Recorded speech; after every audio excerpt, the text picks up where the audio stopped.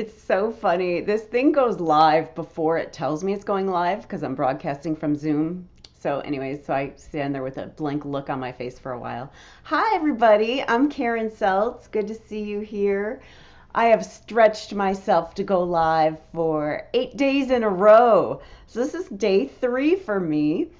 And what I want to talk about is what are you waiting for? What are you waiting for? So, what do I mean by that? One of the things that I've been doing is coaching in a transformational leadership program. And one of the tenets of leadership is life is now. Life is now. We put off our dreams, we put off this until, I'll be happy when I have that relationship or when I get a raise or whatever it is, which is all bullshit, really. You can choose to be happy right now, or you can choose to stretch yourself and be courageous, which is super fun. And when you finish one of these stretches, like you do something that scares the crap out of you, it feels exhilarating. You feel alive. And so, what I'm going to encourage you to do is be courageous. Do something like way out of your comfort zone and report here, like, and make it fun, like something that doesn't scare the crap out of you so much that you're going to be stuck in the fetal position and rocking. You don't want something that stretchy, but something that scares you a little bit. Here's an example. Maybe you had an argument with a friend and that relationship is still kind of like it's not a 10 out of 10. What would happen if you were the one to pick up the phone and clear that? Clear it.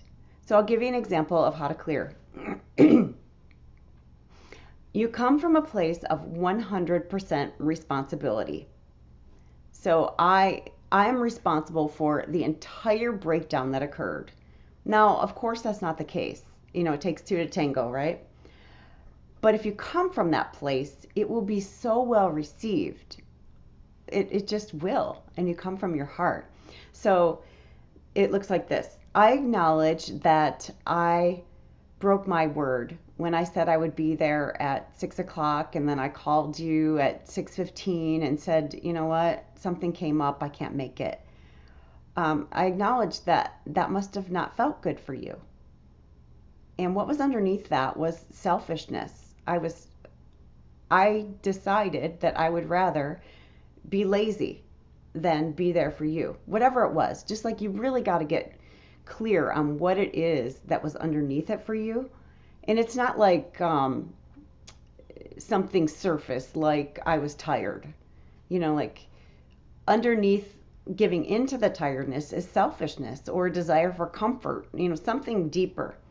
And then you say, moving forward, what you can count on from me is to honor my word, to be there for you, to be the friend that you deserve. And that clears it. So that's something that could be scary to a lot of people to have those conversations, especially coming from 100% responsibility perspective. The other thing is, how many of you have dreams inside that have been there for a really long time? And you're like, oh, I'm too afraid, or I don't know what to do. That's a favorite one. The illusion of confusion. Yes, that's a trick the ego plays on us. And I don't mean the psychological, like ego, id, super ego. I mean the spiritual ego. And by that, it's the part of us that the inner critic lives, the inner critic is the ego, is the part that wants us to feel separate or different than other people. It's the part that wants to keep us small, wants to keep us safe. And it's also an illusion, safety, because we could be super uncomfortable and yet still feel safe. It's very weird, right?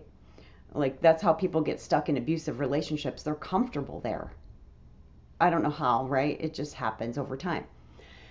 So we get stuck in a lot of things. Jobs we hate. We think we get stuck. That's also an illusion. We choose to stay there. So what I am asking you to do is to focus on What is it that you really want? When you think about it, it scares you, but it makes you feel alive. Like if you were doing like a career or a hobby, or maybe singing in public or saying your poetry or painting, whatever it is, and it scares you, but it makes you feel alive, what is stopping you from doing it? Are you telling yourself, like, I'll do it tomorrow? Are you like taking steps gradually to get there? What I'm inviting you to do is to make a declaration in here. What's the thing that scares you that you're going to tackle, that you're going to do one thing toward today, not tomorrow? Life is now. We're never guaranteed tomorrow. We're guaranteed this moment. What are you going to do with it? Now, here's the thing. Don't beat yourself up, because the way the brain works, we think approximately 60,000 thoughts every single day. And of those, for the average person, 80% of them are negative. So everybody has a natural negativity bias. That's 48,000 negative thoughts we think a day. That's a shit ton, right? Like, how do you overcome that? Here's how. You start to become aware of what you're thinking. Like, oh, that's negative. Interesting. Without attaching or judging. And without knowing your triggers is really helpful too. One of my rackets that continues to come up for me is the need to be right. And it just came up for me yesterday. I was talking with an ex-boyfriend that I'm still friends with, and I brought something up from the past, and then he started to react. I'm like, oh, wait a minute. I'm so sorry. I do not want to go down that road. You know, we've come so far, and there's no reason to revisit that. And I don't know what I was thinking. And, you know, I just apologized, and we moved on, and, you know, it was fine. But noticing when you're thinking something negative or caught in one of your limiting beliefs, or when you want to be safe, you want to look good for other people, and you're not being authentic, just notice it. Don't judge it. Just like, oh, interesting. There it is. I see you. I see you. Peekaboo. And I invite everybody to be playful. Be playful with this stuff, because otherwise it's heavy. And guess what? Seriousness is of the ego. Your spirit, your natural self is playful. Playful AF. I mean, have some fun with it. So when I need to be right and I'm like convinced that I'm right, I'm like, oh, son of a bitch, there it is again. And I'm like, okay, I see you. I know you're right. And I know you're smarter than everybody on the planet. I know, I see you. What if there was a possibility that you're both right? I mean, you got to introduce like things that might crack that armor. And then if I can't get out of it myself, I usually call somebody who speaks my language and say, hey, I am committed to being right now. And they're like, okay, what's going on? And then I tell them the story, if they allow me to. Or if it's somebody who doesn't buy any bullshit excuses, they'll say, what are you committed to?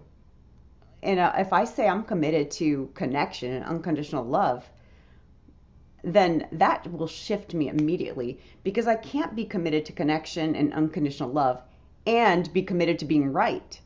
It just doesn't work. So just shifting the focus to what I do want is so important, and it works immediately. It's like, oh, okay, I see it. And it's usually when I want to be right, something has been confronted in me where I feel wrong, where I feel less than, where I feel like I'm not enough. And somebody has brought that up in me, or disrespected. That's a big one. It's a big one for me, especially with my kids. If I feel disrespected, I'm like, oh, it's on, you're going down. And I'm like putting on the boxing gloves, I'm ready to go. And that's not how I choose to show up. That's not it. That's not who I've come here to be. And I have commitments as a parent. My intention is to teach my children how to make good decisions, and to make them feel loved. like to accept them no matter what. No matter what, to love and accept them. That's it. To love and teach. That's it. Simple. So I hope this was helpful. What are you committed to? What are you waiting for? Life is now. Let's do something. Let's have a stretch. So put in the comments your nuggets of wisdom that you've gleaned. And if you are kind of stuck and you're like, oh, I can't even dream about what I want. I can't quite get there. Then DM me. Let's hop on a call because I'm really quite masterful at digging out, like excavating, like what's underneath there. Like, what do you really want in life? And one of my gifts is mirroring back to people their divinity and what I see possible for them. But it's not me, it's the divine through me. So, what your gifts are and what you're here for, it just comes through, it channels through me. So, if you would like to have a call with me, just DM me and we'll set something up. Because you don't have to do this alone. You have a whole tribe here. At least with me, we'll create a tribe. All right, I love you. Thank you for watching. I will see you next time. Mwah!